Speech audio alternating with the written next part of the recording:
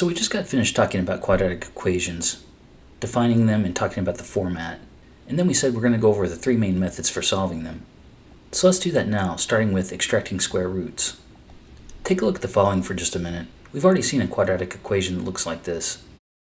In this case, we said that a would be 1, the b term would be 0, because there's no x term by itself, and c would equal -9.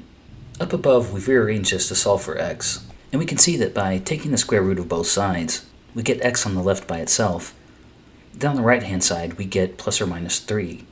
The square root of an integer will always have a positive and negative value. To help understand this, let's go back to the first thing that we looked at when we had it written as x squared minus 9.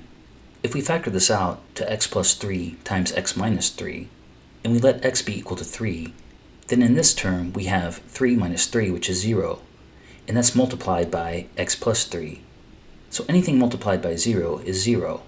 So that would make the equation true. But we've also got this term on the left. And if we let x equal -3, then -3 plus 3 is equal to 0. And anything multiplied by 0 is also 0. That's why when we're finding square roots, we always get a result that's plus or minus the answer. We have a similar example here on the right, where x squared is equal to 25. We'll solve this the way we solved the previous problem, just to reinforce a concept. If we subtract 25 from both sides and put this in the form of a quadratic equation, we get x squared plus 0x minus 25 is equal to 0. We can simplify this to x squared minus 25 is equal to 0. Then if we factor this out, we get x plus 5 times x minus 5 is equal to 0. So we can see from here that again we'll have two solutions, and one of them will be positive 5, while the other solution will be negative 5.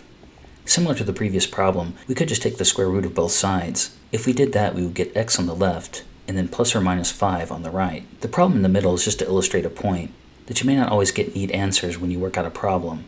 And while there is probably a way to factor this out, it may not always be easy. And because that's the case, we have some other methods that we can use for solving quadratic equations. So we just talked about extracting square roots, and we saw a little bit of factoring, but we're going to cover that topic next. And then after that, we'll cover how to solve problems using the quadratic equation.